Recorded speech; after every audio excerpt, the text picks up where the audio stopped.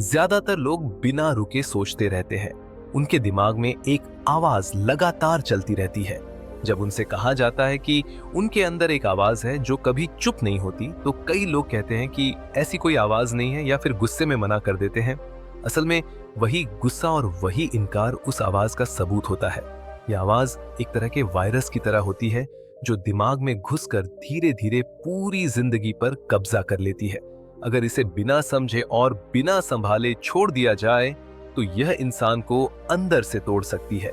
इसी आवाज ने बहुत से लोगों को डिप्रेशन, एंजाइटी और यहां तक कि आत्महत्या के किनारे तक पहुंचा दिया है। इस वीडियो का मकसद लोगों में जागरूकता बढ़ाना है ताकि आप उस आवाज को पहचान सकें, उसे शांत कर सकें और अपनी जिंदगी का कंट्रोल वापस ले सकें। जो बातें आप इस वीडियो में सुनेंगे वे ऑडियो बुक वन सच संपन्न की एक किताब से ली गई हैं।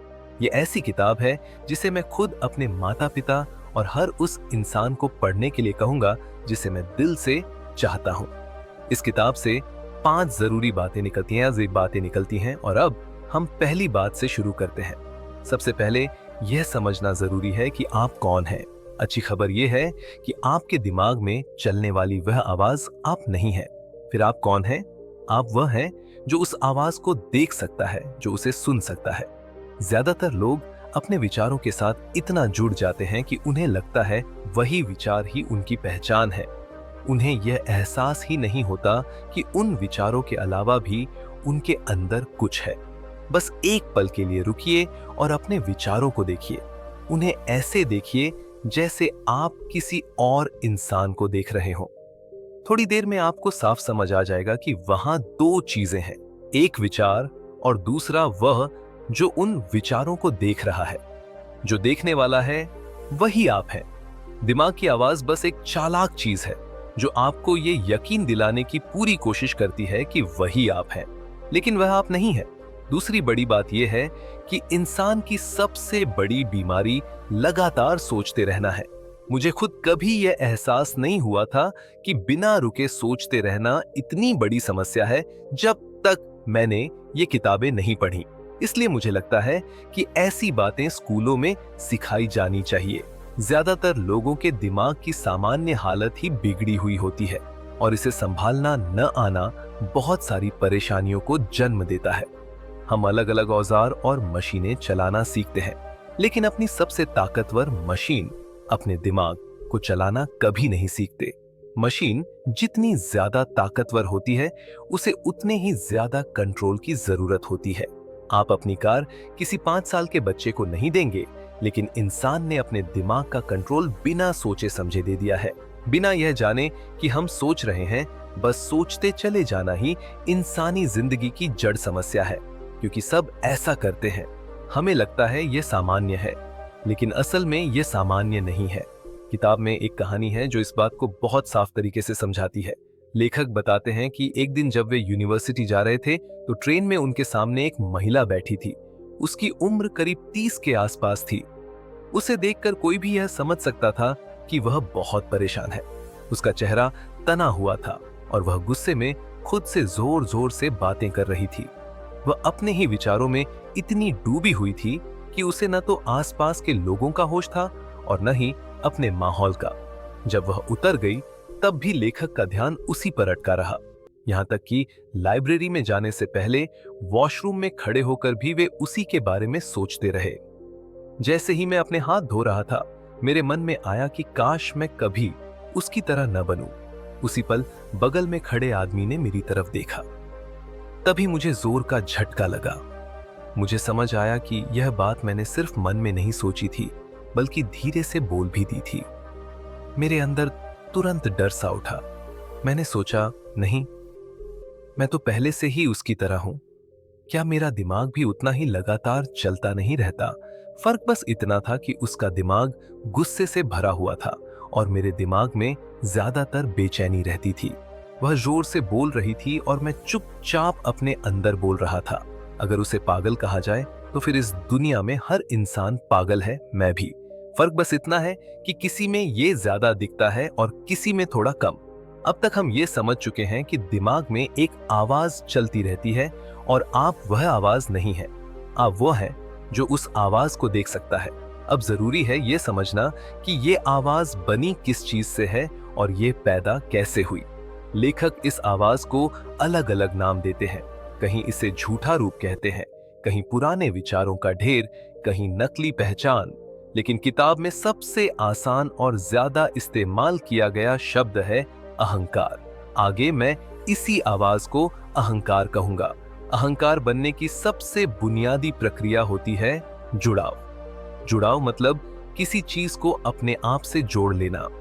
जब मैं किसी चीज के साथ खुद को जोड़ लेता हूं तो वह चीज मैं बन जाती है। छोटे बच्चों को ध्यान से देखिए जो अभी बोलना सीख रहे होते हैं। उनमें अभी मैं का भाव साफ नहीं होता। उनका अहंकार पूरी तरह बना नहीं होता, इसलिए वे खुद को तीसरे इंसान की तरह बताते हैं। वे कहते हैं जॉनी भूखा है, जॉनी को पानी चाहिए, ये जॉनी का खिलौना है। जैसे जैसे बच्चा बड़ा होता है अहंकार भी बनता जाता है। जॉनी का खिलौना धीरे धीरे मेरा खिलौना बन जाता है। फिर मेरा खिलौना मेरी साइकिल, मेरी किताब, मेरी कार, मेरा घर, मेरे कपड़े बन जाते हैं। समय के साथ मैं का यह विचार और फैलता जाता है। बच्चा अपने शरीर, अपने लड़के या लड़की होने, अपनी चीजों, अपने देश, धर्म, जाति और काम के साथ खुद को जोड़ लेता है। फिर वह अपने रिश्तों से भी खुद को जोड़ लेता है। मैं माँ हूं, मैं पिता हूं, मैं पति हूं, मैं पत्नी हूं। फिर पसंद और नापसंद भी पहचान बन जाती है। मुझे यह अच्छा लगता है, मुझे यह बुरा लगता है। धीरे धीरे अहंकार हर चीज को अपने चारों तरफ इकट्ठा कर लेता है और एक झूठी पहचान बना लेता है। हो सकता है अभी यह बात पूरी तरह साफ न हुई हो कि अहंकार असल में कैसा दिखता है और रोजमर्रा की जिंदगी में कैसे सामने आता है, लेकिन आगे की बातें इसे और साफ कर देंगी। अहंकार के कई चेहरे होते हैं और वह अलग अलग रूप में हमारी जिंदगी में दिखता है। सबसे पहला रूप है खुद को दूसरों से बेहतर महसूस करने की जरूरत। मान लीजिए आपके पास कोई खबर है और आप सामने वाले से कहते हैं, रुकिए, आपको अभी नहीं पता, पहले मैं बताता हूं। इस छोटे से पल में अहंकार खुद को ऊंचा महसूस करना चाहता है। उसे यह दिखाना होता है कि मैं ज्यादा जानता हूं, मैं ज्यादा खास हूं। यही अहंकार रोज छोटी छोटी बातों में हमारी जिंदगी को चलाता है, बिना हमें एहसास कराए। अगर आप पूरी तरह सजग हैं और इस पल में मौजूद हैं, तो आप एक बहुत हल्का सा संतोष महसूस कर सकते हैं। ठीक उस पल से पहले जब आप किसी को कोई खबर बताने वाले होते हैं, भले ही वह खबर बुरी ही क्यों न हो। ऐसा इसलिए होता है क्योंकि एक छोटे से पल के लिए आपके और सामने वाले इंसान के बीच एक असंतुलन बन जाता है। उस क्षण आप कुछ जानते हैं जो दूसरा नहीं जानता। अहंकार की नजर में यही फर्क आपको ऊपर खड़ा कर देता है। उसी पल जो अच्छा सा एहसास आता है वह अहंकार से आता है। सामने वाला इंसान चाहे कितना ही बड़ा या ताकतवर क्यों न हो, उस एक पल के लिए आप खुद को उससे बेहतर महसूस करते हैं क्योंकि आपके पास ज्यादा जानकारी है। इसी वजह से बहुत से लोग चुगली और अफवाहों के आदी हो जाते हैं। अहंकार का दूसरा रूप है नाम और पहचान से जुड़ाव। आपने कभी ना कभी ऐसा कहा होगा कि मेरे एक रिश्तेदार बहुत बड़े सरकारी अफसर हैं, या मेरे पिता एक मशहूर डॉक्टर हैं, या मेरा दोस्त एक जाना माना बिजनेसमैन है, जरूरत पड़ी तो मैं बात करवा दूंगा। इसे नाम उछालना कहा जाता है। किसी अहम इंसान का जिक्र करना दरअसल अहंकार की एक चाल होती है जिससे वह दूसरों की नजरों में खुद को बड़ा दिखाना चाहता है। जब कोई आपका नाम लेता है तो अक्सर वह आप में सच में दिलचस्पी नहीं ले रहा होता। वह बस अपने झूठे रूप, अपने अहंकार को मजबूत करने की कोशिश कर रहा होता है। उसे लगता है कि आपके जरिए वह खुद को और बेहतर और ज्यादा पूरा महसूस कर सकता है। असल में वह उस मानसिक तस्वीर से जुड़ रहा होता है जो उसने आपके बारे में बना रखी होती है। अहंकार का तीसरा रूप है किरदार निभाना। अगर आप ध्यान से देखें कि आप अलग अलग लोगों से कैसे बात करते हैं, तो आपको अपने बोलने के ढंग, रवैये और व्यवहार में हल्के बदलाव साफ दिखेंगे। किसी कंपनी के बड़े अधिकारी से बात करने का तरीका सफाई कर्मचारी से बात करने के तरीके से अलग हो सकता है। बच्चे से बात करने का अंदाज किसी बड़े इंसान से बात करने से अलग होता है। ऐसा इसलिए होता है क्योंकि आप अलग अलग किरदार निभा रहे होते हैं। आप असल में खुद नहीं होते, न बड़े अधिकारी के सामने, न सफाई कर्मचारी के सामने और न ही बच्चे के सामने। सबसे आम किरदारों में से एक है माता पिता का किरदार। कई माता पिता इस भूमिका से इतने जुड़ जाते हैं कि बच्चा बड़ा होकर समझदार इंसान बन जाए तब भी वे उसे छोड़ नहीं पाते। बच्चा चाहे 40 साल का हो जाए, फिर भी उनके मन में यह धारणा बनी रहती है कि मुझे पता है तुम्हारे लिए क्या सही है। अगर माता पिता अपने बच्चों को अपने हिसाब से चलाने की चाह के पीछे छुपी अनजानी वजहों को साफ साफ शब्दों में देखा जाए तो वे कुछ ऐसी लगेंगी। मैं चाहता हूं तुम वह हासिल करो जो मैं नहीं कर पाया। मैं चाहता हूं तुम दुनिया की नजरों में कुछ बनो ताकि मैं भी तुम्हारे जरिए कुछ बन सकूं। मुझे निराश मत करना, मैंने तुम्हारे लिए बहुत कुछ त्याग किया है। मैं तुम्हें दोषी महसूस कराता हूं ताकि तुम मेरी बात मानो। मैं जानता हूं तुम्हारे लिए क्या सही है। मैं तुमसे प्यार करता हूं और तब तक करता रहूंगा जब तक तुम वही करोगे जो मुझे सही लगता है। जब ऐसे छुपे हुए इरादे साफ होकर सामने आते हैं तो तुरंत समझ में आ जाता है कि वे कितने खोखले हैं। उनके पीछे छुपा अहंकार साफ दिखने लगता है। लेखक बताते हैं कि कुछ माता पिता से बात करते समय उन्हें अचानक एहसास हुआ कि अरे, क्या मैं सच में ऐसा कर रहा था? अगर आपके माता पिता आपके साथ ऐसा करते हैं तो उन्हें यह मत कहिए कि वे अनजाने में अहंकार के वश में हैं। ऐसा कहने से उनका अहंकार और ज्यादा बचाव की मुद्रा में आ सकता है और वे बात समझने की बजाय और भी बंद हो सकते हैं। आपके लिए इतना समझ लेना ही काफी है कि यह उनके अंदर का अहंकार है, वे खुद नहीं है। अहंकार के पैटर्न चाहे कितने ही पुराने क्यों न हो, कई बार अपने आप ही लगभग चमत्कार की तरह ढीले पड़ने लगते हैं जब आप उनका विरोध करना छोड़ देते हैं। जरूरी है कि आप अपने माता पिता को लेकर अपने अंदर छुपी उम्मीदों को भी देखें। जैसे ये मान लेना कि मेरे माता पिता को मेरा काम पसंद करना चाहिए, उन्हें मुझे समझना चाहिए और मुझे वैसे ही स्वीकार करना चाहिए जैसा मैं हूं। सुनने में ये बात सही लगती है, लेकिन सच में सोचिए, उन्हें ऐसा क्यों करना ही चाहिए? सच्चाई यह है कि वे ऐसा नहीं करते क्योंकि वे अभी अपने किरदार से बाहर निकल पाने की हालत में नहीं है। फिर मन कहता है कि जब तक उनका अप्रूवल और समझ नहीं मिलेगी तब तक मैं खुद को खुश और ठीक महसूस नहीं कर सकता। लेकिन उनके मानने या न मानने से असल में आप कौन हैं, इसमें क्या बदल जाता है? ऐसे बिना सोचे समझे माने गए विचार ही बहुत सारे नकारात्मक भाव और बेवजह की उदासी पैदा करते हैं। अहंकार का एक और चेहरा है मुकाबला। कई बार लोग कहते हैं मैं तुम्हारी मदद करना चाहता हूं, लेकिन अगर कर दी तो तुम मेरे लिए प्रतियोगिता बन जाओगे, या अगर मैंने तुम्हें इस क्षेत्र में आगे बढ़ने में मदद की तो तुम मुझसे आगे निकल जाओगे। ऐसे जवाब मुझे तब मिलते हैं जब मैं दूसरे चैनलों से सहयोग की बात करता हूं। जैसा कि आप जानते हैं, मैं इस चैनल को दूसरी भाषाओं में ले जाने की कोशिश कर रहा हूं और सहयोग किसी भी नए चैनल को आगे बढ़ाने का सबसे अच्छा तरीका होता है। फिर भी चाहे मैं सहयोग के फायदे कितने ही साफ क्यों न समझा दूं, कुछ लोग मदद रोक लेते हैं।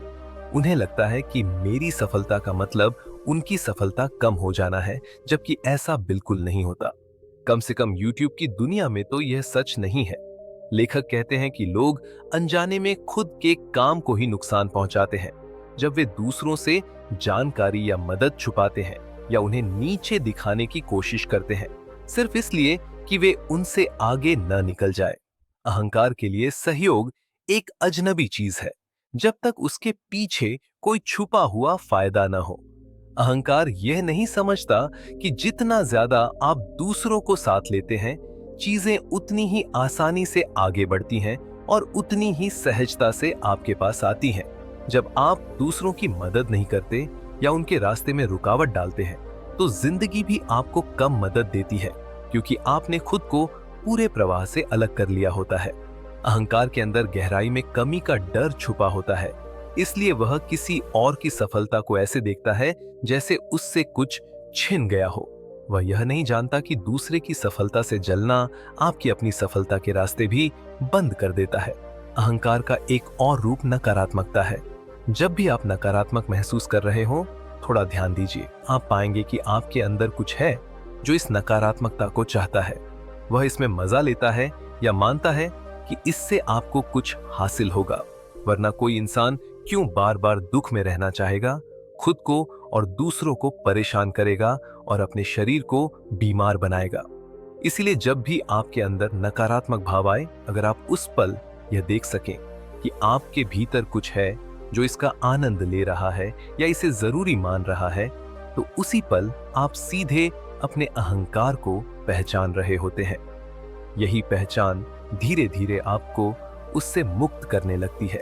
अगर नकारात्मकता के बीच आप ये समझने की हालत में आ जाएं कि इस पल मैं खुद अपने लिए दुख बना रहा हूं, तो यही समझ आपको आदत बन चुके अहंकारी हालात और प्रतिक्रियाओं की सीमाओं से ऊपर उठा देती है। सिर्फ इतना देख लेना ही काफी होता है। उसी पल नई संभावनाएं खुलने लगती हैं, जहां आप मजबूरी में नहीं बल्कि समझ के साथ जीने लगते हैं। अहंकार का एक और रूप है कमी का भाव। लोग कहते हैं कि वे मेरी कद्र नहीं करते, जबकि मैंने उनके लिए इतना किया है। मुझे वेतन बढ़ोतरी मिलनी चाहिए, लेकिन मेरा बॉस नहीं देता। मैं अपने साथ काम करने वाले से ज्यादा मेहनत करता हूं, फिर भी कम कमाता हूं। लेखक कहते हैं कि अगर कमी का विचार, चाहे वह पैसे की हो, पहचान की हो या प्यार की, आपका हिस्सा बन गया है, तो आप जिंदगी में हमेशा कमी ही महसूस करेंगे।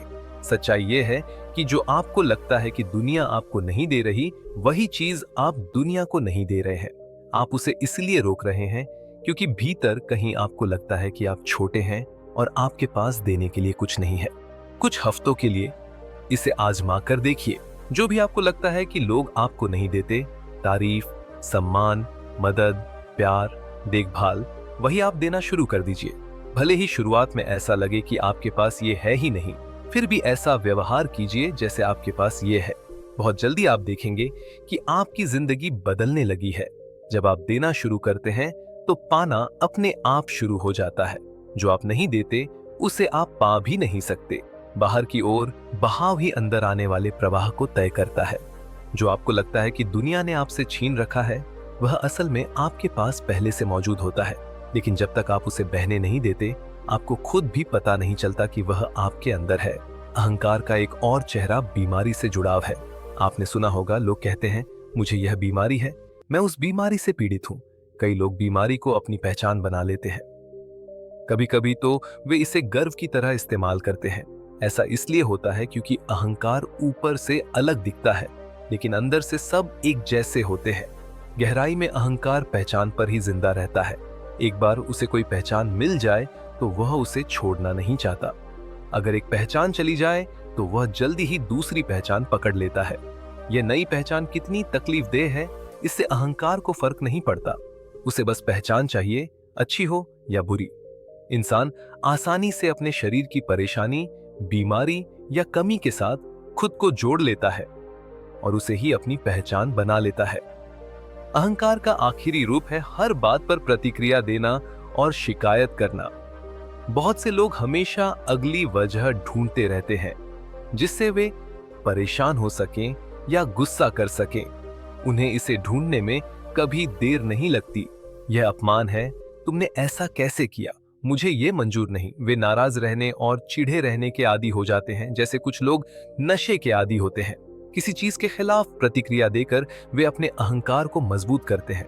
जब आप शिकायत करते हैं तो उसके पीछे यह भावना होती है कि मैं सही हूं और सामने वाला इंसान या हालात गलत है। अहंकार को सबसे ज्यादा ताकत सही होने के एहसास से मिलती है। उसे शिकायत करना और नाराज रहना पसंद होता है, न सिर्फ लोगों के बारे में बल्कि हालात के बारे में भी। भाव ये होता है कि ऐसा नहीं होना चाहिए था, मैं यहां नहीं होना चाहता, मुझे ये नहीं करना चाहिए, मेरे साथ नाइंसाफी हो रही है। अहंकार का सबसे बड़ा दुश्मन वर्तमान क्षण होता है, यानी जिंदगी खुद। क्योंकि इस पल में कोई कहानी नहीं होती, कोई शिकायत नहीं होती, कोई पहचान नहीं होती। अब सवाल यह है कि अपनी जिंदगी का कंट्रोल वापस कैसे लिया जाए। इसके लिए कुछ आसान और काम करने वाले तरीके हैं जिन पर आगे बात की जाएगी। सबसे पहला कदम यह है कि आप अपने विचारों को देखना सीखें। अहंकार से लड़कर उसे हराया नहीं जा सकता, ठीक वैसे ही जैसे अंधेरे से लड़कर उसे हटाया नहीं जा सकता। अंधेरे को हटाने के लिए बस रोशनी चाहिए। वही रोशनी जागरूकता है और आप वही रोशनी है। जिस पल आप अहंकार पर ध्यान की रोशनी डालते हैं, उसी पल वह ढीला पड़ने लगता है। अपने असली स्वरूप और अहंकार के बीच फर्क समझने के लिए आपको बस इतना करना है कि अपने विचारों को देखना शुरू कर दें।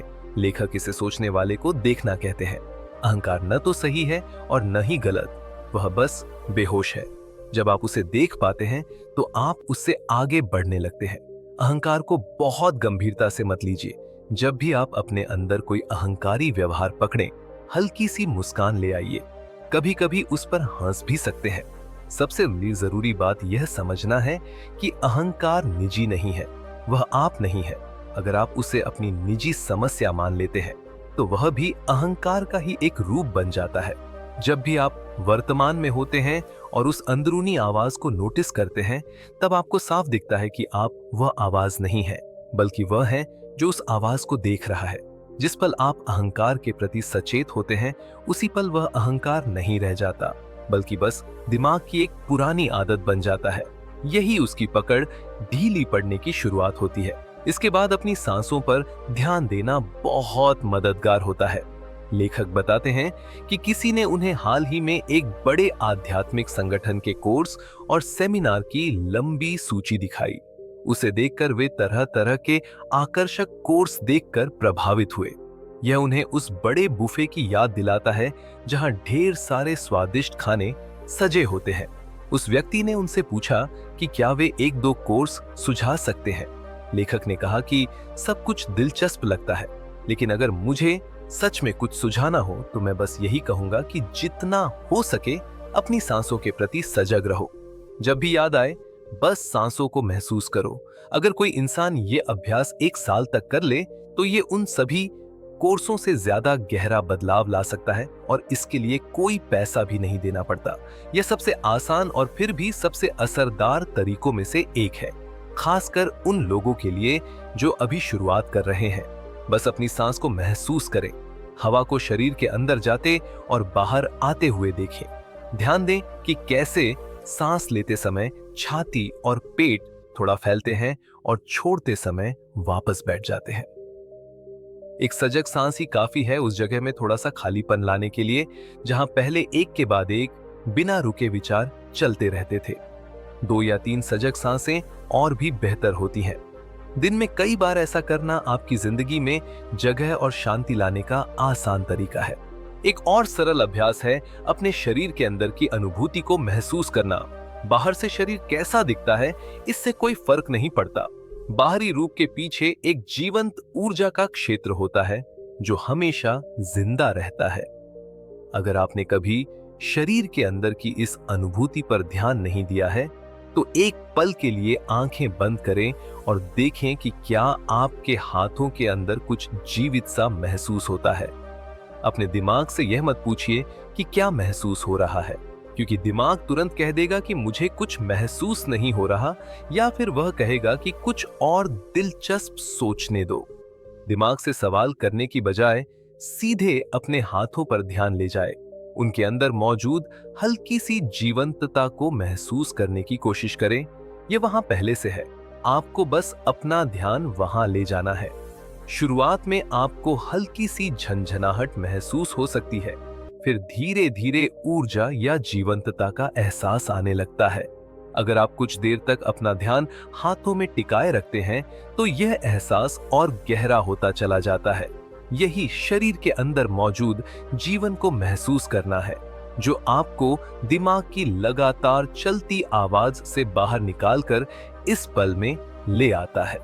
कुछ लोगों को इसके लिए आंखें बंद करने की भी जरूरत नहीं होती। वे चलते फिरते, देखते सुनते हुए ही अपने हाथों के अंदर की हल्की सी जीवंतता को महसूस कर सकते हैं। इसके बाद ध्यान धीरे धीरे अपने पैरों पर ले जाए। 1 मिनट या उससे ज्यादा समय तक अपना पूरा ध्यान वहीं रखें। फिर एक ही समय पर हाथों और पैरों दोनों को महसूस करने की कोशिश करें। इसके बाद शरीर के दूसरे हिस्सों को भी इसमें शामिल करें। टांगें, बाजू, पेट, छाती और फिर पूरा शरीर। धीरे धीरे एक ऐसी अवस्था आने लगती है जहां आप पूरे शरीर के अंदर मौजूद जीवन को महसूस करने लगते हैं।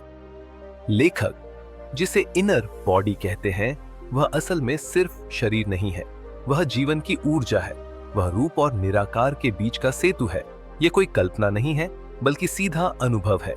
जितनी बार हो सके इस अंदरूनी शरीर को महसूस करने की आदत डालें। शुरुआत में शायद ध्यान लगाना पड़े, लेकिन कुछ समय बाद आपको इसे महसूस करने के लिए आंखें बंद करने की भी जरूरत नहीं पड़ेगी।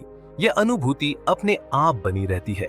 शरीर के अंदर की यह जागरूकता आपको सिर्फ वर्तमान क्षण में टिकाती ही नहीं है, बल्कि उस जेल का दरवाजा भी खोलती है जिसे अहंकार ने बनाया हुआ है। जब ध्यान शरीर में होता है तो दिमाग की लगातार चलती कहानी अपने आप धीमी पड़ जाती है। साथ ही यह जागरूकता शरीर की रोग प्रतिरोधक क्षमता को मजबूत करती है और शरीर की खुद को ठीक करने की शक्ति को भी बढ़ाती है। धीरे धीरे आप महसूस करेंगे कि शांति कोई बाहर से मिलने वाली चीज नहीं है, बल्कि आपके अंदर ही पहले से मौजूद है।